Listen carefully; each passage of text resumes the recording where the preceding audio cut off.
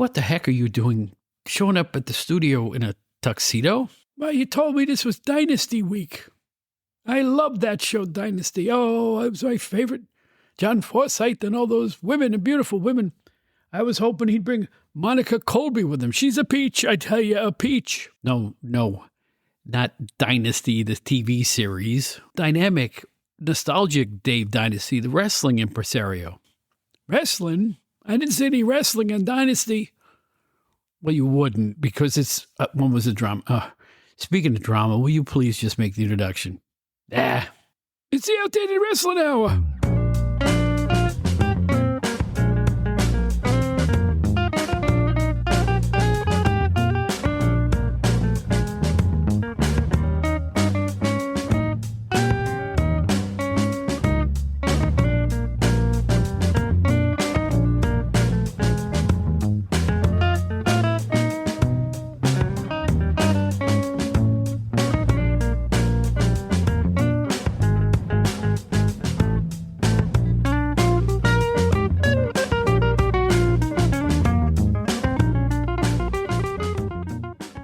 And does anybody remember the sequel to Dynasty called The Colbys?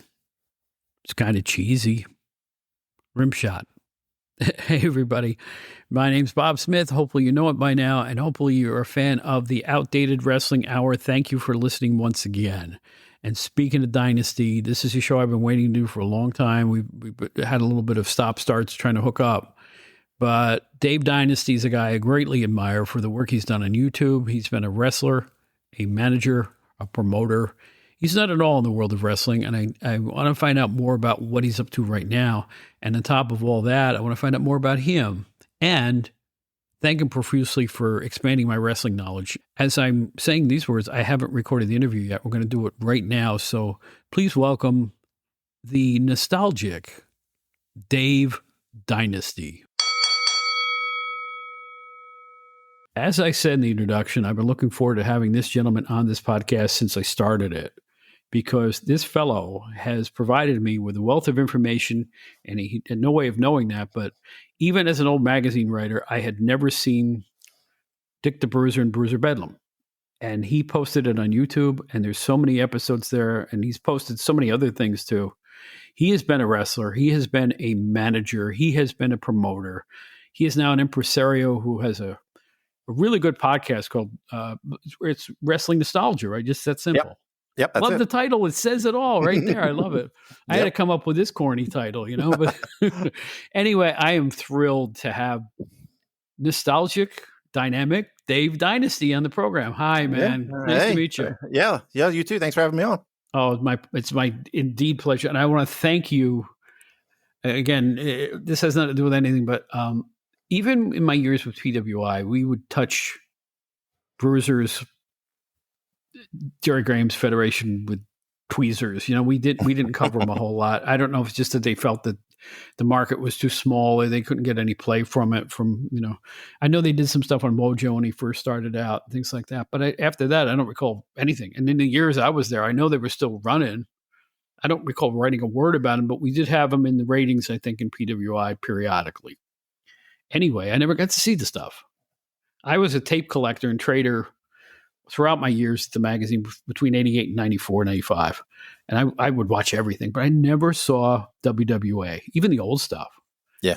Thanks to you, I get to see the Blackjacks with Bobby Heenan and the Sheik and Sailor Art Thomas and Dominic DeNucci into the middle 80s, unbelievably creative work of Dr. Jerry Graham in salvaging what was left of the WWA and Dick the Bruiser's Bruiser Bedlam. Those shows were hot. Do you agree that in the mid-'80s, he kind of did his best to revive that whole area? I definitely do. There was I'm biased, but there was a period there in the 80s where, man, the WWA was rough. And yes. But one of the bright spots was always Jerry Graham Jr., Wojo. There was a few guys. There was a handful of guys that, but Bruiser never really kind of gave them the ball and let them run with it per se. And he stuck. And I'm not besmirching any of these guys, right? But he stuck with the Bobo Brazils and the Wilbur Snyders and not Wilbur so much, but the Moose Cholak and guys like that. And oh God, yeah, yeah, and they were still attractions. People would still go see them, but they were aged. and it wasn't the same, right? And wrestling was evolving. Excuse me, and wrestling was changing, and Bruiser didn't really keep up with it real well. And when he got to the point where he kind of wanted to back off, pretty much at the pressing of his wife, right? His wife was never really a fan of the business and the wrestling. And he kind of, handed off the reins to Dr. Jerry Graham Jr. and let him kind of take over. It was a different product, right? It was reshaped. They moved, first to Detroit, then to Toledo and taping. And it was different. It had a different feel. It had different, you didn't see the aging veterans as much. You started seeing a lot of young guys. And man, and I will forever toot the horn to Dr. Jerry Graham Jr. I will think he's one of the most unheralded talents in wrestling. He's a great mind. That period in the show where they were doing studio wraparounds around wherever they were taping, the Premier Center, whatever. Yeah. It got really good. Yeah. And the second best heel turn I saw in the 80s was after Larry Zbyszko, was Chris Carter. Yeah, definitely. He became a different human being. I mean, it was fantastic. He was really good as a heel. Yeah. And it's wild because it's like a lot of these names that I grew up on, men that were heroes of my child. Nope, most people don't know. A lot of people don't know who Chris Carter is, and they should, because Chris Carter he's talented. He was really, really talented. And, he was a pretty good at the white meat baby face, the all-American kind of guy. He did that for a while. But yeah, you're right. When he did the heel turn, it was next level. And he started doing the international freedom fighters and everything. It was different. It was next level stuff. And he teamed with a guy named Muhammad Saad, which pissed the fans off royally. Yeah. They kept chanting traitor at him. Yeah. Yeah, because he for several years had been all American Chris Carter and the American hero kind of guy, and brought the American flag out. And plus part of it was he did it turning on Jerry Graham Jr. while he was legitimately hurt from a car wreck. He was, and it was just there was a lot of heat there. And then Jerry Graham Jr. Like I said, he was great. He was a great talker, unbelievable talker. Yeah, great mind. And the thing is, that's him. I've known Dr. Jerry Graham Jr. for several years. I've interviewed him countless times, had him on my podcast countless times. That's him. He's highly intelligent. He's very quick-witted. And I mean, I'm biased again, but I'd put him top 5 in talkers in wrestling. He's great. I'm right there with you. And that's why I want people, and it's a shame that nobody can profit from this, but I want people to discover him and those tapes that you put on YouTube. Yeah. Because I am telling you, he is the great talent who is completely unheralded, totally unheralded, and I want that to change because this is the outdated wrestling hour. I'm here to bring to people's knowledge base stuff that they might not know about the old times when you and I were growing up, and later than that when we got involved with it. There's some great stuff out there to be unearthed, and you've done that, and I really appreciate it. So I want to thank you because it's so good. I mean, it's not kind of good or sort of good. It's really good, that middle 80s revival, what I call, of the WWA or the Bruiser Bedlam era at that point. Because when they started Bruiser Bedlam, it wasn't that great. No, it wasn't. And again, that was kind of a product. That was what we had in Indianapolis in the early 80s. I mean, Bruiser was using copycat wrestlers. I mean, and not even just slightly. Oh my God. He was using Jerry Lawler. A Jerry Lawler. He was using a Sergeant Slaughter kind of guy. It was really. Yeah, he was. I mean, he wasn't even trying to hide it. I mean, the Jerry Lawler, he was billing him as the Southern champion from Memphis, Tennessee. I mean, I was talking to Terry Sullivan about it. I couldn't believe my eyes. I couldn't believe they were doing this. Yeah, and by all accounts, I mean, when the horribly awful David McLean said, "We have Jerry Lawler, the Southern champion," I said, "Wow, I didn't know he traveled to that territory." And they were kind of showing him. They never really showed him in close up. Did you notice? They kind of had a pan of the ring when he would wrestle, and the guy looked kind of like, I don't know who he was. Yeah, what a blatant ripple! My God, that's terrible. Yeah, it was. I mean, that's what Bruiser was doing, right? Bruiser was doing whatever he could to try to sell a ticket, and but he was riding on the fact that he was still a draw, right? Everybody in Indiana knows Dick the Bruiser, has a Dick the Bruiser story. They would still come to see him even at that age, and he was, I'm sure there was some heat with Jerry Lawler, the Jerry Lawler, because Bruiser went to Memphis a few times, and it was difficult. Bruiser was difficult to work with a lot of times, and but that's what we had in the early to mid 80s. There, it was, and again, no disrespect to Bobo Brazil and Bruce Charles. I love those guys. I have a lot of respect for those guys, but they were they shouldn't have been in the ring at that part, or at least not to that level. Watching Moose Sherlock in those 80s tapes is painful. It is. The poor man could barely get into the ring. Terry Sullivan was telling me, it's like the guy traveled over there from Chicago for these spots. I mean, and Terry reasoned he couldn't have been making any money doing it either. He just loved to do it. And they let him as long as he would show up. And he was over. That's the weird part about it. It is. Yeah. But the thing is, I think it did more harm than good to his legacy, right? Because Moose Sherlock in his prime was great. Oh, he was unbelievable. Yeah. But nowadays, that's all the tape we have is that mostly is that 80s stuff. So that's how people remember him. And that's what bugs me about Baron Mikel Cicluna here in the East, because Cicluna was a legitimate main eventer from about 1965 to about 73. Trouble is he hung out until 84, and he used to do prelims in the last basically decade of his career. He was way better and way more of a draw than people ever gave him credit for. They put him in the Hall of Fame for a reason. He wasn't a bum. He wasn't a jobber. I hate it when they call guys jobbers who weren't, Yeah, but it's what we have. I mean, like I said, there was a few bright spots, right? We had Spike Huber and Steve Regal in the early 80s who were great. The Young Lions, they were great.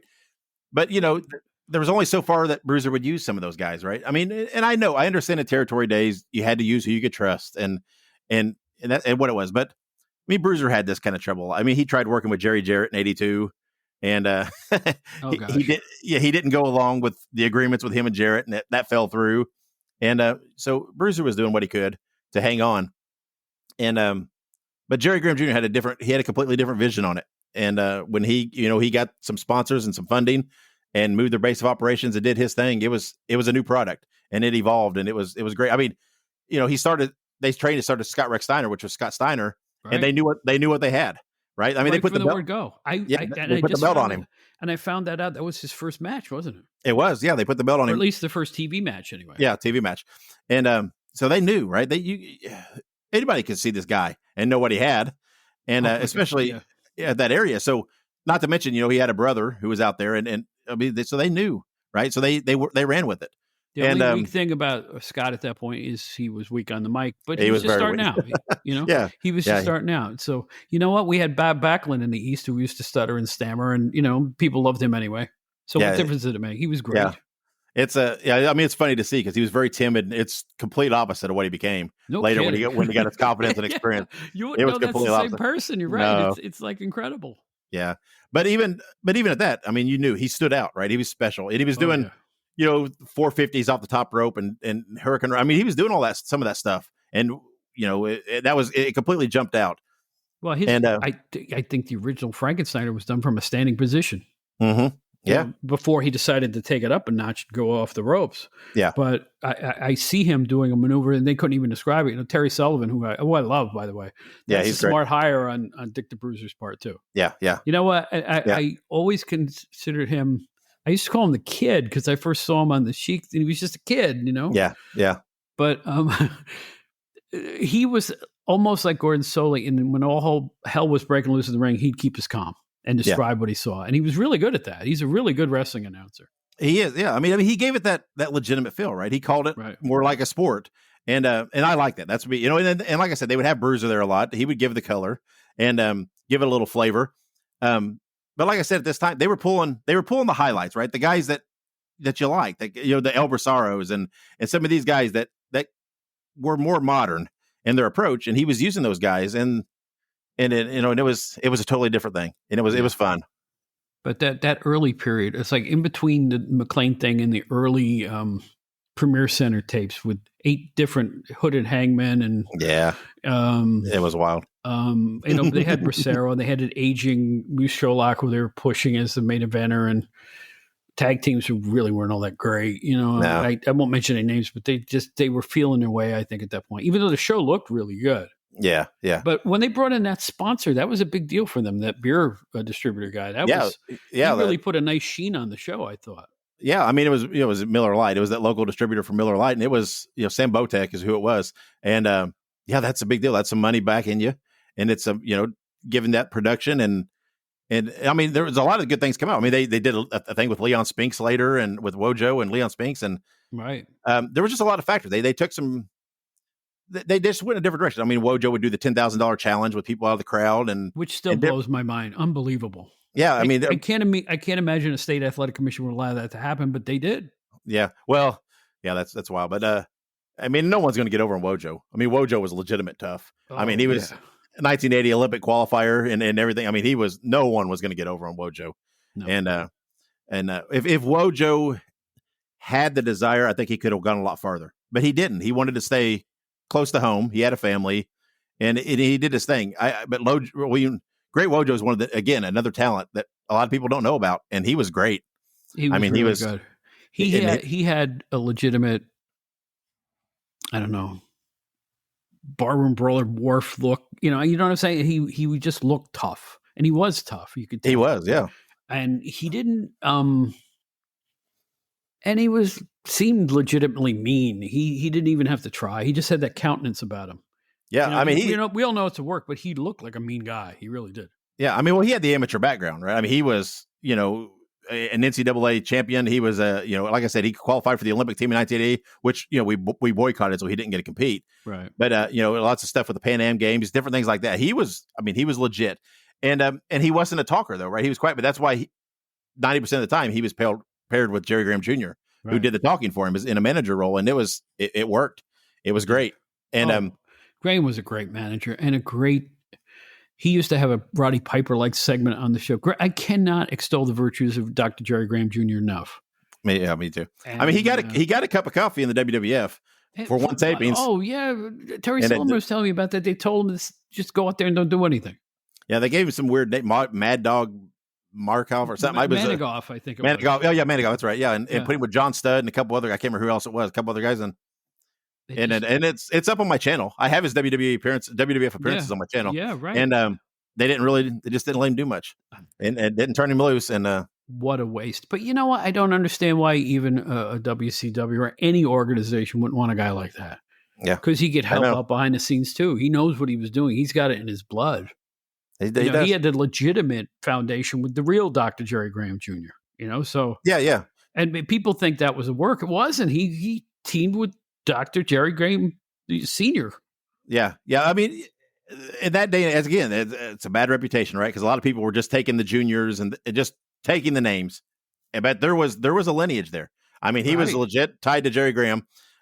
Worked with Jerry Graham, and everything else. I mean, there's pictures out there. Was magazine articles done in some of the old, the wrestling news and some of those things on the Grahams,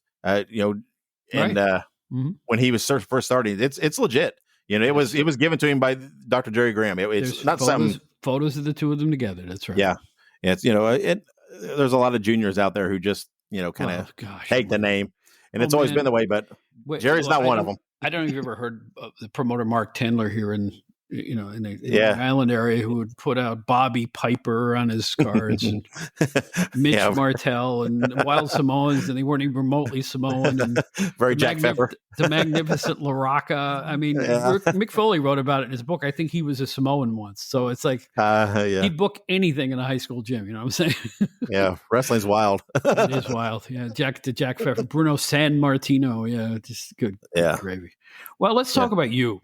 I want to hype you because, again, I'm indebted to your collection of fine videos that you've posted for the world to see. And I want everybody to check them out on YouTube. Just look up Dave Dynasty. You'll find them there. Yeah. But I want to talk about your podcast. I want to talk about what you've been up to lately. Just tell me what's going on. Well, I mean, I have a podcast called, like you said, Wrestling Nostalgia. I've done it for, I don't even know how many years, several years now. We've done 200 episodes. And it's kind of been on hiatus here lately. I kind of, like I said, I moved about 3 years ago to North Carolina. It just a lot of things, with the job, the shoot job and everything so it's kind of been on hiatus and kind of rough here lately. I do intend to bring it back. It's kind of had a focus on old school type wrestling, primarily Midwest related. I like to stick to my Midwest stuff. Sure. I like a lot of these guys we talked about in Bedlam. I've interviewed them. They're on, I have interviews out there on my podcast, the Chris Carters and lots of Jerry Graham Jr. and El Brisaro and all these guys. You mentioned the Hooded Hangman, the original Hooded Hangman, Rob Weissman. I interviewed him before he passed away. Lots of those guys I've talked to, so it'll still have a lot of that Midwest flavor. That's what I like, right? That's what I like to support. I don't feel like there's a lot of people out there that are kind of tooting the horn of Midwest wrestling. and the history. So I like to do it. I mean, the WWA was one of the biggest promotions in the country at one point. It was And absolutely. and a lot of people, they lose track of that. So, I try to encourage that. Oh heck, those Sam Menaker shows are great. Oh, Sam Menaker. Yeah, he's great. From the old school rave up jazzy theme at the beginning to Bobby Heenan, the Blackjacks, Sailor R. Thomas, everybody, Baron von Raschke, Calypso Kid, Baron von Raschke, Ox Baker, on and on. They had everybody. Yeah. I mean, people don't understand. I mean, Bruiser created the Blackjacks. He created the Valiant Brothers. All these things, as teams, they all started in Indianapolis. And people don't, Bobby, like you said, Bobby Heenan, of course. And so a lot of people don't forget. I mean, there's a big impact that Bruiser and the WWE had on wrestling that's kind of forgotten over the years. But, and some of it's, again, Bruiser had an ego and a lot of times it hurt him a little bit. But but like I said, the podcast, it's coming back. It's still out there. I mean, all the episodes are still out there. I actually have a second podcast I've been doing a lot lately. It's not wrestling related. It's a horror movie related. If anybody's into that. So that's what that is. I did notice that. It's called. It's called placard for that. Yeah, it's called Listen to Their Screams. I'm a big horror fan, a horror movie fan. It's right up there with wrestling. Is one of my passions in life. So I've been doing that a lot lately, reviewing movies. But so I just kind of do what's fun. I haven't forgotten wrestling. Right. But every once in a while, you just got to, at least to me, I have to step back and just kind of catch my breath. It's a lot of times it's overwhelming how much, and in this day and age of overexposure and stuff. And it's sometimes you have to catch your breath. But all right. So I'll ask you the $1 million question that every veteran fan and journalist or whatever, or old wrestler, whatever you want to say. What do you think of today's stuff? Well, I don't watch much of it. It's amazing how many people say that now. Yeah, I try. I really do. And every so often, it's like I follow things online, right? I read the summaries and stuff, and I key in on certain people I like. Most of the people I like are very flavored, like old school type wrestling. The FTRs, the MJFs, the guys like that I kind of pay attention to. But as far as why, I just don't. I try to watch. I try to tune in every now and then. I can't. I don't feel a lot of emotional link to the modern product that I used to, and that's what I was there for. And I'm not here to put it down or knock anybody that watches it. It is what it is. I'm a big proponent that every generation, that's the way it is, right? The generation before will say the same thing, right? I can't connect with the modern stuff, and so it is what it is. But it's funny. I don't care if wrestling is glossy like Raw. I don't care if it's violent like a lot of AEW. I don't care about bad language. I don't care about blood. I don't care about there's a lot of things people talk about now. What I do care about is when the suspension of disbelief takes a backseat to pure showbiz. Yeah. And it's really going to hurt in the long. I'm telling you, these cinematic matches, this other nonsense they do, that have very little to do with actual wrestling. Yep. I always say you can watch it, and it makes it a show, and you can watch a show on Netflix. Yep. It doesn't matter. If people think it's all just a show to this degree, I think it's really going to be damaging in the long run. I can't help but feel that way because I know what worked for 50 years. Yeah. I agree. Old, Yeah. I don't know. I feel like a lot of the motivations I feel like a lot of these people lose touch on the goals to make money, right? For the company, for the person, the individuals. And I don't know. I mean, I understand having enjoyment in your job and doing what you do, but I don't know. It's a job, right? And you want to make money at it. So to do that, sometimes you have to keep the walls up, right? What used to be called kayfabe. And I understand it's a different era, but you got to try to trick them when you can. Yeah. And as much as you can. And that's how you succeed. I learned that from Eddie Marlin when I visited Memphis. He respected me, which was amazing. I got really some good conversation with Eddie Marlin. And at the end of 2 shows, he walked up to me and said, "Well, did we fool him?" Which to me was a compliment to me because he looked at me as knowing the scene, and I said, "You sure did." So, but that's the thing, man. It's like, yeah, I mean, you can't. It's frustrating to somebody like me. I see this stuff. Yeah. I actually get soul sick. It's like this is not wrestling anymore. Some of it isn't, from 1,000 high spots in every match to cinematic matches to scripted jargon, people reading off teleprompters and being told how to act and stuff like that. Yeah. It's just hollow. It's like, it looks good. It's like a chocolate Easter bunny. It looks good, but it's hollow inside. Yeah. I mean, and there's lots of, it's a lot of little things that bug me. Just some of the approach, I don't know, some of the approaches to backstage interviews and the music cues when guys are doing run-ins. It's like it was planned. It's just stuff like that. Just that irritates me. Right. I mean, I'm all about, hey, let's have high quality cameras and the lighting, and I'm cool with that. I'm good. But if you're coming in to save someone, why is your music queued up? Right. It's little things like that kind of irritate me. And that's part of the reason I can't watch it. Well, because I cue in on those. You could take that back a step. Let's picture Seth Rollins in the locker room, and here comes his tag team partner, whoever is the Edge or whatever, and they're going to talk about strategy in the match, like there's no camera on them. Yeah, huh? Yeah, there is a camera on them. We're watching. That's how we're watching them. It's bogus. It's see-through. It's ridiculous. Yep. I know. That's what wrestling worked best when somebody would say stuff to an announcer or an official rather than, or do the interviews in the ring or ringside as opposed to backstage. Yep. It worked better. Yeah. And I was hopeful, like with the recent NWA revival, when they first came out. Oh, me too. I'm right on the money with you with that one. Yeah. I enjoyed it when they were first doing it. And then I've tried to watch some of that recently, and I'm like, I don't know. It's drifting away too for me. It's just not as, I don't know. It's not the same. That when they first started doing the studio stuff, and I was like, oh yeah, this is great. This is what I want. Me too. And I feel like it's kind of drifted a little more from my like too. It's hard for me to find a current product that I really like. I still occasionally I'll go to little independent shows and things just to get something, just to get some enjoyment. That old feel, yeah. Oh yeah, I'm right with you with the NWA. But the pandemic came along and they shut down. Yeah, I think probably 40% of the roster in the interim went elsewhere. Yep, moved on, including guys like LA Knight and James Storm, and they had a lot of talent there for a while, for about 10 minutes. Yeah, and then when they came back, they started pushing unknowns who have the charisma of a plastic spoon, to be honest with you, as well as everybody looks the same there now. Everybody works the same there now. They only have a few people left from 2000, Yeah, that's business wide. There's a lot of people that look the same. I miss characters, with that guys that stand out. Although they do have one fella I'm really enamored with, just from his name on down, because he looks like an old school brawler. Wrecking Ball Legursky. You got to love that. Yeah, you got to love that. That's so 1970. It's beautiful. Yeah, I don't know if you've ever seen him, but he's I have, yeah. Yeah, he's in that. Didn't he do the Fixers thing? Him and the Fixers, yeah.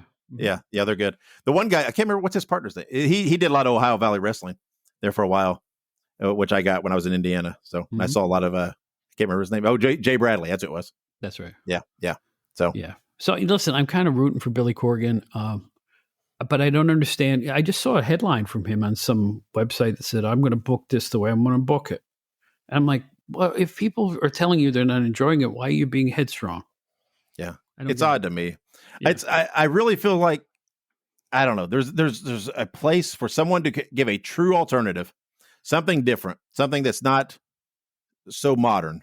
And I'm not necessarily talking about the work and the work rate as much as, the presentation and different things. And I don't feel like anybody's really investing in that. And I was hopeful when AEW was coming out, right? Because they were, there was the whole preaching about, oh, we're going to be a little more sports based. We're going to feel a little more, and then it's just not. It's, to me, it's, I guess in some degrees it is, but in some degrees it's not. I don't know. I don't feel like anybody's truly invested in a vision. There's no big picture in these things, and they just, I don't know. Everything's just fly off the cuff week by week, and it. Yes, AEW reminds me of the waning years of the AWA, because they're going to wait to see who shows up that night and then book around it. Yep. That's what it feels like anyway. I know it's organized, but it doesn't seem like it. No, those shows are fun. Watching some of those on ESPN, and man, yeah. That old AWA stuff. Oh, whew. I just had a guy named Michael Morsh on the show who was an AWA expert from that area. And I'll tell you what, that's the most underrated federation and the most underrated show. The ESPN show had really hot stuff on it. Yeah, like the Midnight Rockers against Rose and Summers was an incredible match. Hennig versus Bockwinkel, Zbyszko versus Nick Bockwinkel. Yeah. I mean, that's good stuff. And all people did was say how bad that show was. But Yeah. in the meantime, you had the WWF with, Matilda the Bulldog and, the Bushwhackers. Hey, I mean, Yeah. come on, folks. I don't understand. Everybody Yeah. thought that the WWF was corny, but they lambasted the AWA. So which do you want? I never understood that. No, me neither. I mean, those are great years though in the 80s. Because especially like where I lived there in central Indiana.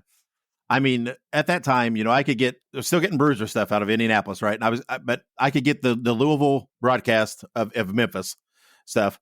And then of course I was getting WWE, NWA, that stuff then. But then, I mean, again, you had the AWA on ESPN. You had World Class that was out there for a while on ESPN.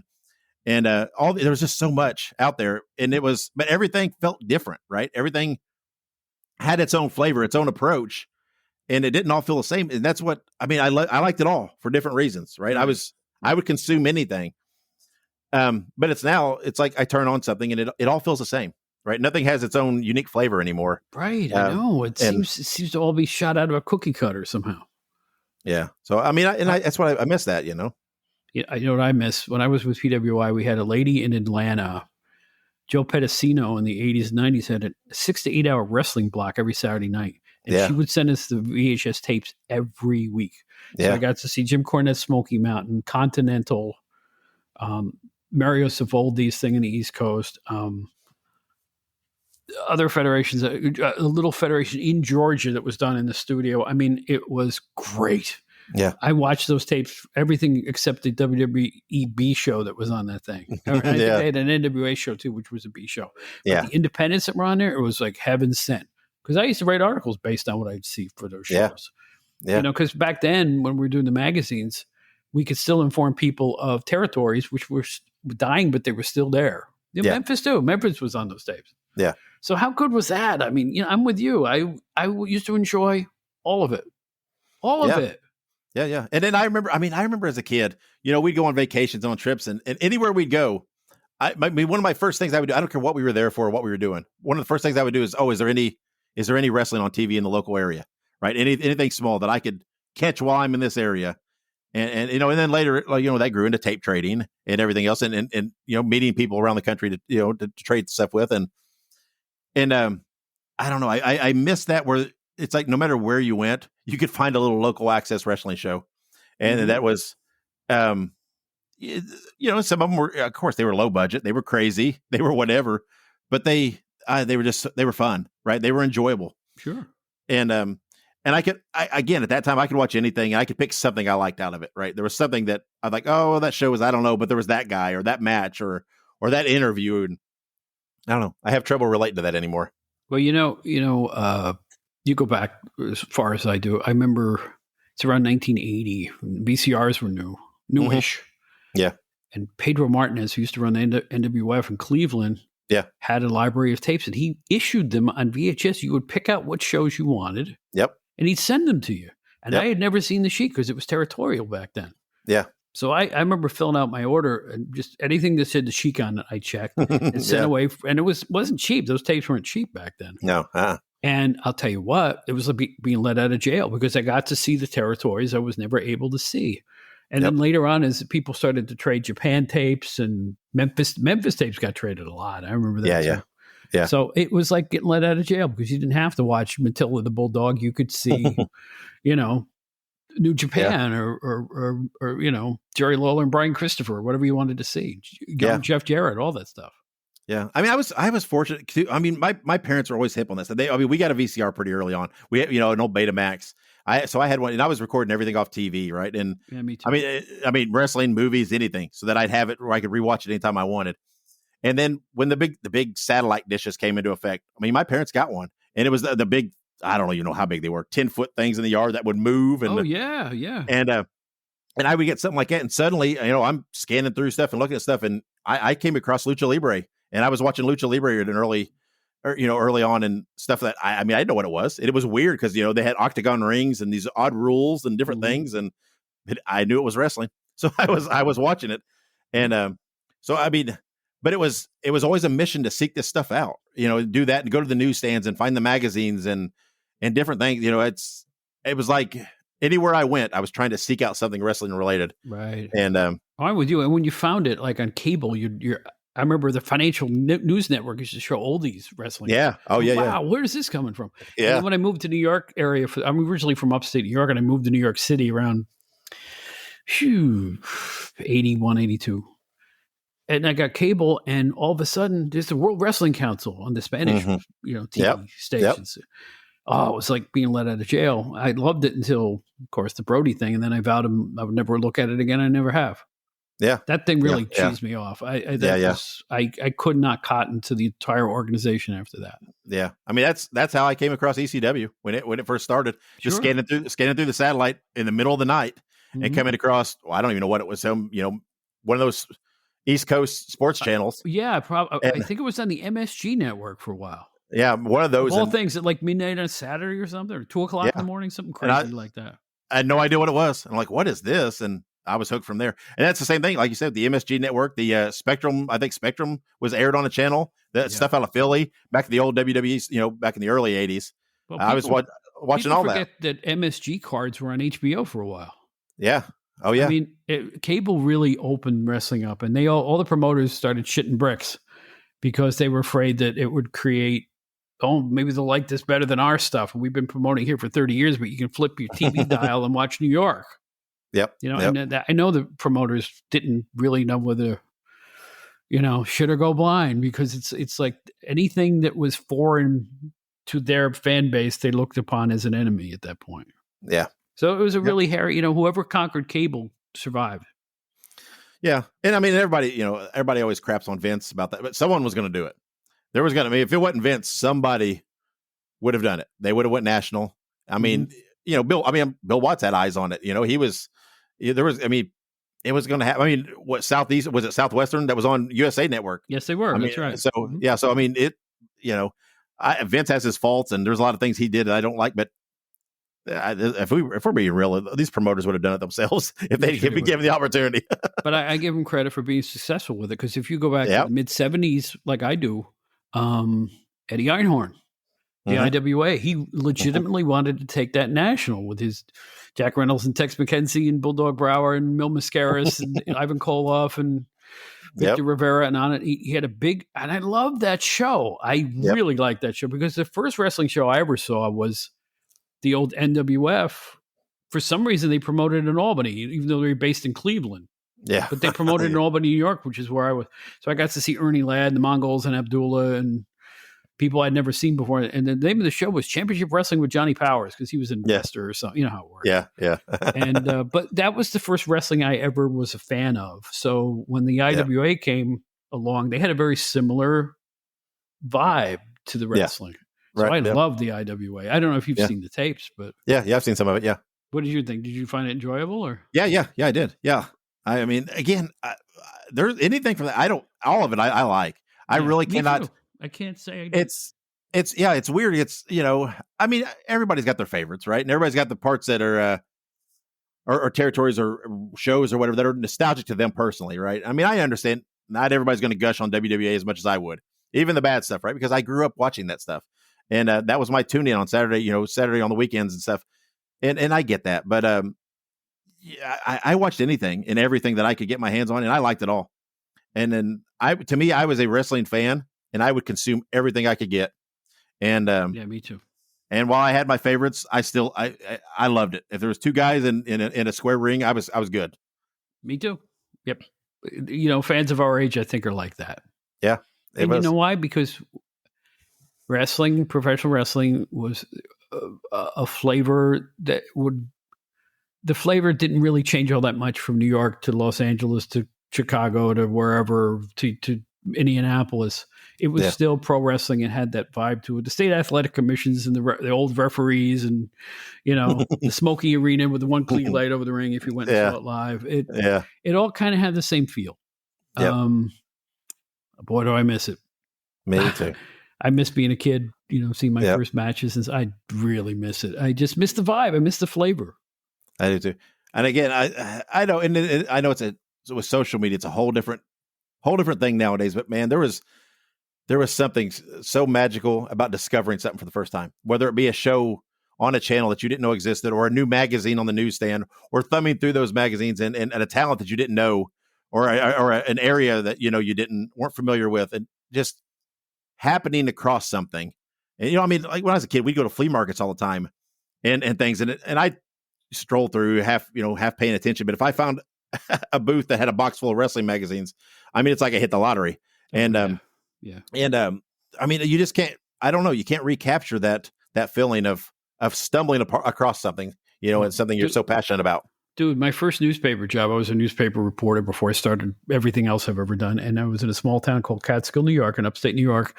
And within walking distance of our office was a old, smelly, dusty old bookstore that was only open like 3 hours a week, run by ancient senior citizens. And I swear to God, this is true. I'm walking down the street one day. I look over and I see a table out in front of the place to the side, stacked with wrestling magazines. I said, what is this? And there's a note on the mailbox that says, take what you want, leave $1. Oh, wow. I took them. This is 1983. My wife, she says, what are you doing? I said, trust me, there's a reason for this. And, you know, I always had a vibe about wrestling in myself. I used to argue with my parents. It used to be on 11 o'clock in the morning on Sundays. You know what else was going on at 11 o'clock? Church. Yeah. So I would argue, please let me stay home and watch the wrestling. No, we got to go to church. Are you kidding me? After a while, I turned about 14 and they let me do it. They let me stay home. There was something inside of me said, you have to watch this. Yep. You know, the same as a younger adult, I'm farting around in my hometown. I had to buy those magazines. I had to read them all. Yep. I had a vibe I'd be involved somehow. Even when I was a kid. And it worked out. You know, and for you actually got in the ring and put your money where your mouth is and had a bit of a career, right? A little one, yeah. I wrestled 5, 6, 7 years, something like that. And I would have gone longer, but I had a neck injury. Then I went to a doctor, and at that time they told me, hey, if you continue on, it's going to be bad. So I'm like, okay, well, I won't. But I started out managing. That's all I wanted to do. I wanted to be Jim Cornette when I first started. I thought, And if you look at those early pictures of me, that's clearly what I was modeling myself after.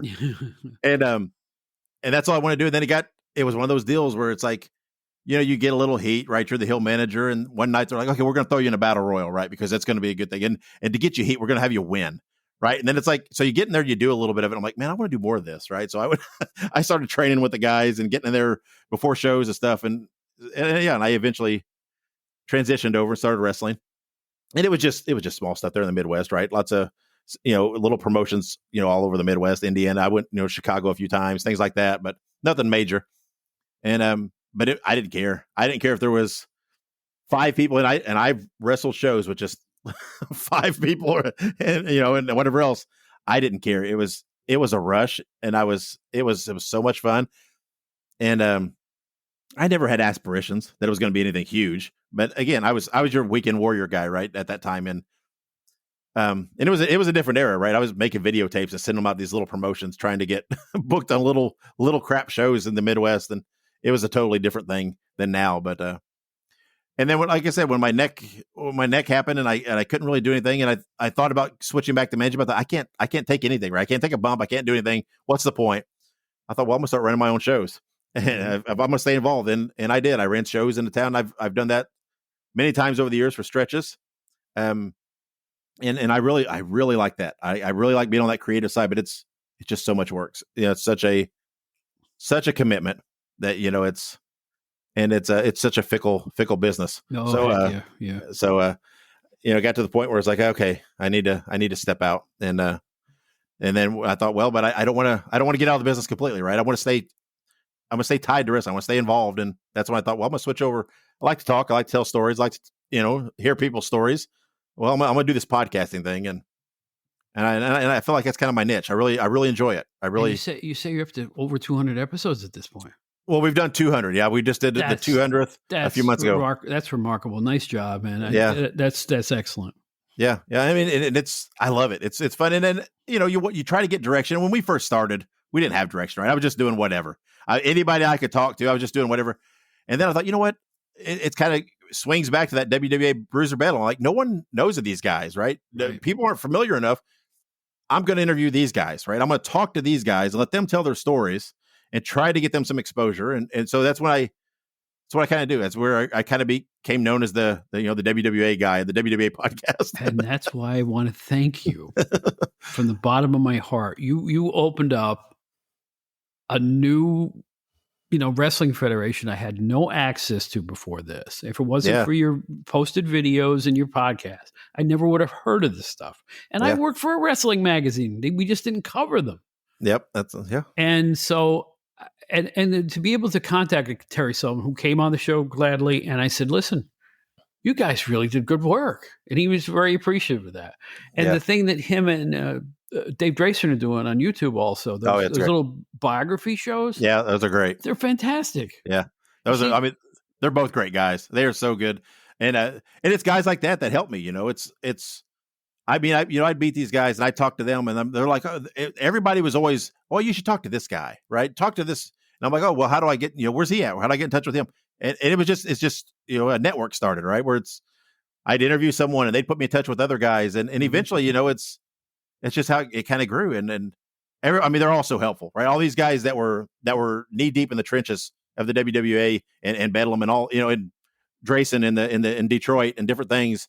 They're also helpful, right? Because they had the same mindset, right? This is good stuff that not enough people know about, and people should pay a little more attention to it. And so it's kind of like the Army are trying to get some exposure. Well, I'll tell you what, they're keeping the spirit alive. You're keeping the spirit alive, and I want to say thank you. And I want to direct people to what you're doing all the time. That's why I wanted to have you on the show. You say the podcast is going to come back soon. I certainly hope it does. Yep. How can people get a hold of you on Facebook and other areas like that? If you look up Dave Dynasty, I'm out there. I'm on Twitter. I'm on Facebook. If you look up Dave Dynasty, I'm on Facebook. If you look up, I'm on Twitter at the Dave Dynasty. And you can look up Wrestling Nostalgia. I have pages and Twitter accounts for all that. Mm-hmm. If you go on YouTube, if you just look up Nostalgic Dave Dynasty, my channel comes up. If you look up WWA, typically 90% of what comes up at the top is going to be me anyway. Right. Just, you subscribe. I don't have a timeline. I have more Bedlam tapes. They're sitting right over here by me as we record this. I have, these are TV tapes. These are, fans can't see, but I'm rubbing my hands together in anticipation that they get digitized. Yeah. These are, these are the old UTEC, cartridge tapes that were delivered to the TV stations. And at some point, the problem is I got to find someone that's got a UTEC player, a U-matic player, to convert these. And I'm looking, and I'm working on it. But they're all going to I'm going to convert them and get them up. So it'll be hopefully more episodes and fill in some of the gaps in what I have. But I'm easy to find. One of the great shames of the territory days is those UTEC tapes, like you're talking about. That one, the broadcast tapes. Yeah. So many of the smaller organizations would get the tapes back and tape over them. Yeah, yeah. Pedro Martinez once said that's the great sadness that he had because they didn't save the tapes. They would just tape over them. That entire Cleveland and Buffalo, they had some amazing TV shows hosted by Jack Reynolds and Ron Martinez, and they're all gone. They were all gone. They didn't preserve them because it saved them money to tape over those cartridges again. Yeah, and they had no point of reference in knowing these things had value at that time because they didn't at that time. No. And who could have foresaw that someday, there'd be streaming services and whatever DVDs before that and everything else that, where you could have a resurgence and make some more money off. No one thought that, you couldn't foresee that. And they were just trying to put that weekly show out there to advertise to get people into the arenas. Mm-hmm. And they had no idea. And if they could save a few bucks by taping over. The whole idea of wrestling TV was to get you to go to the arena and buy a ticket. That was the whole thing in those days. Yep. But so that's why, that's why anybody, I'm constantly on social media, and anybody I see that comments on something, I was at this show, or I remember that, I bug so many people. I'm like, oh, hey, were you a fan? Hey, you didn't happen to record anything off. I'm always looking, trying to find something because, that's not bugging. That's entertaining, dude. That's what we want. That's what we want. Yeah. We have a community here. Yeah. I don't want this community as we age to evaporate. I want to bring it to the forefront in any little way I can. Yeah. My ratings are pretty good with the podcast. I'm shockingly good sometimes. Sometimes you know what it's like. You know what? I had another podcaster tell me, don't look at the ratings. Nah, And I I said, don't. why? He said, well, first of all, you're a niche within a niche. You're Yeah. not talking about SummerSlam results. You're talking about Spaceman Frank Hickey and Baron Mikel Cicluna. Yeah. It's not exactly what the teenagers want to listen to, Yep. But the other thing he said was, you know what? They're inaccurate all the time. The ratings are totally inaccurate. And he explained why. I'm not going to recant it here, but I said, I'm not going to waste good time checking out the stats every week and all that other stuff. Nah. If I'm told that people are listening, that's good enough. And I know the numbers I get from my host. Yeah. That's good enough. Yeah. I've always held the thing, it's like, you know what? I want to hear these people tell these stories, and I want to get them documented in a format where they're out there forever, essentially, right? Where it's before, because a lot of these, these guys they're not going to be with us much longer. So I want them to get to tell their side, tell their stories, document their careers a little bit. And if people listen, great. If they don't, okay, whatever. I mean, I do it because it's a preservation to me, and it's it's remembering this time, and I feel like it's important. I feel like it's important work. And, it is important, and it's especially important now where a superstar Graham dies, a Jerry Jarrett dies, the forefathers, the people who are really, really into the old school psychology and how to present a card and wrestling, how to build a feud, all that stuff. Those leaders are evaporating now, like we're talking about. And we can't allow their loss to let them be forgotten. Yeah, it's wild. We need as many veterans we can keep talking. Like anytime I hear a Crowbar or Al Snow talk about wrestling safely and referring to the forefathers of wrestling, it thrills me. Yeah, right. They're being responsible and they're being professional. That's the word, professional wrestling. Yeah, it breaks my. There's so many of these guys. When I reach out to them, it's like at first they're hesitant to talk because they're like, oh, nobody cares, nobody wants. I'm like, yeah, they do. You'll be surprised. There are people out there who remember you, and if they don't remember you, then that's fine. Let's introduce you, right? Let's tell them about you, and so it always breaks my heart when these guys that did so much when they say stuff like that because it's hard to convince them of their worth, right? And that's what I try to do, right? I try to tell them, you know what? There are people that want to hear about you and want to hear your story and do remember you. You'd be very, very surprised. You're totally right. Absolutely correct. Yeah. So I want to say before we sign off, the same thing about you. You are keeping the spirit alive. You're doing a fantastic job. I want people to check out your YouTube, check out your Facebook, get to know Dave Dynasty here because he's one of the really influential people in professional wrestling right now in keeping the old vibe alive. Yeah. And I can't thank you enough because I learned from you. And if an old fart like me can learn from you, anybody can. Yeah. So and I just want to thank you. Yeah. And I'm all about passing it on. I get younger fans who all the time will message me, ask me, you know what, if I'll talk to anybody, right? Don't be afraid to reach out to me and chat. I love to chat wrestling. So I'm open. So. Yeah, me too. And I just talking later in the show. I'm going to talk about a letter I got from somebody thinks I'm terrible. Fine, that's great. Spell my name right. It's an easy name to spell. But seriously, I want to know if it's good, bad, or indifferent. I don't care, and I want to talk about the old school wrestling, like you say on Facebook. Somebody will bring up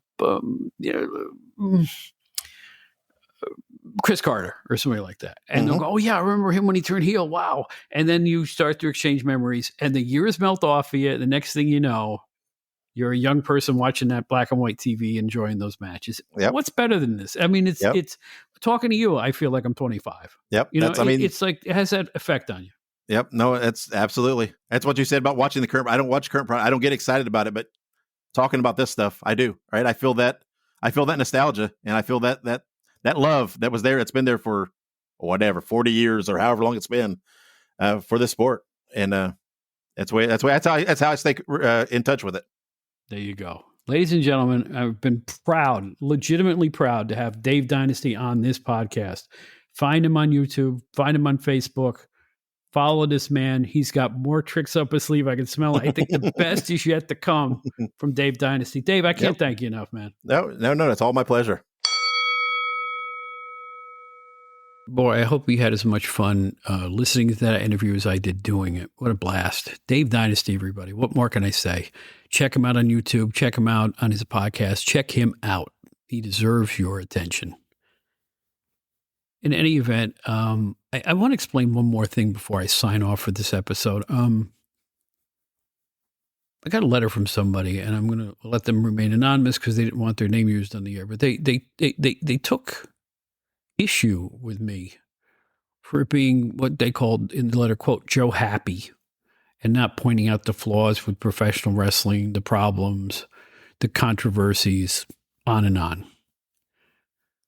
Let me explain this one more time for people who are just checking out the show now. This is not a wrestling news show. I would suggest you look up Dave Meltzer and Wade Keller and the real journalists of professional wrestling for that kind of thing. This is also not usually a show that looks at current professional wrestling at all. I know wrestling is problematic at times. I know it's had its problems through the decades. That's not what this show is about. All of us love wrestling, or we wouldn't be talking about it in the 800 wrestling podcasts there are out there. We just love it. I loved it as a kid, as a child even. That feeling is what I'm trying to convey now as an older person. Because I'm finding out week after week, our numbers go up, and I'm finding out there's a lot of other people who feel like I do, who are nostalgic for the old days or older wrestling from the 60s through the 90s, even the 2000s and 2010s. It's changed a lot. Whether it's good or worse, that's up to you. You're the consumer. You have a right to make your own choices and all this stuff. All I want to say is this. I want this podcast to be fun, plain fun. There's no ulterior motive other than that. Every time I do an interview on this show and I bring back some old friends of mine, I feel like the ears melt off of me every time we talk. So again, this podcast is all about fun. If you don't want to have fun, don't tune in. Thank you for writing, but you know what? I don't understand the rancor that was in the email I got. But you know what? That's why I tell people to write. Say anything you want to say, whether you love the show or you hate it or you think I'm doing something wrong or you think I'm doing something right. I don't mind hearing it at all. So thank you for writing regardless. Write to us at outdatedwrestlinghour.buzzsprout.com, where you can listen to the show right on the site without having to go to an app. I'm now Bob Smith. I've changed my name on Facebook. It used to be Robert Smith. Now it's Bob Smith, a little easier to find. If you're wondering which Bob Smith it is, I'm the one singing with Baby King, baby. You know what I'm talking about. On Twitter, I'm Bob Smith NYC. Write to us, get a hold of us.